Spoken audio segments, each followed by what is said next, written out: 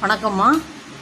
அவங்கள ஒரு பேட்டி எடுக்கிறதுக்கு மக்களாகிய நீங்கள் உங்களோட கருத்துக்களை முன்வைக்குமாறு கேட்டுக்கிறேன். விஜய்க்கும் சீமானுக்கும் என்ன வித்தியாசம்? இவங்க ரெண்டு பேரும் கட்சியிலே முதலமைச்சராக வந்தால் என்ன செய்வார்கள்? நாட்டின் நிலைமை என்னவாகும்? உங்களோட கருத்துக்களை முன்வையுங்கள். வணக்கம்மா. விஜய்க்கும் சீமானுக்கும் உள்ள கருத்துக்களை மக்களாகிய நான் ஒரு சில மக்கள் மனதில் நல்ல கருத்துக்களை நான் சொல்கிறதுக்கு ஆசைப்படுகிறேன். விஜய் என்பவர் மக்களின் மனதில் அன்பால இடம் பிடித்தவர். ஒன்று, அவர் நாட்டின் முதலமைச்சராக அவர் நிர்ணயித்தால்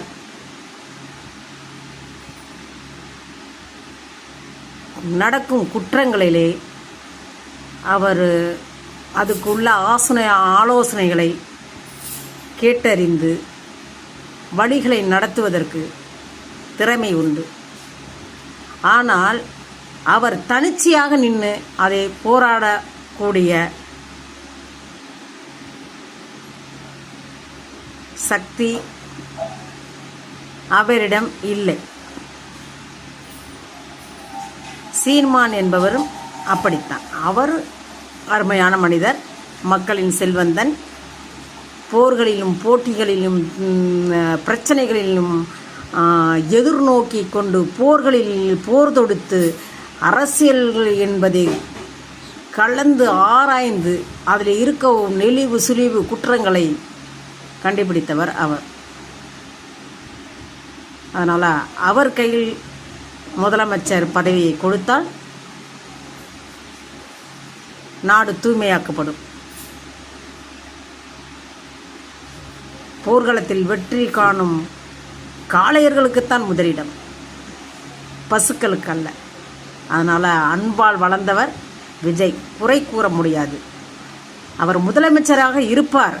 ஆனால் பின்னணி ஒரு ஆள் செயல்பட வேண்டும். ஏமாற்றப்படுவார்கள். அப்பாவி மனிதர். ஓகே. சீமான் அப்படி இல்லை, சிறுத்தையும் கூட. ஓகே.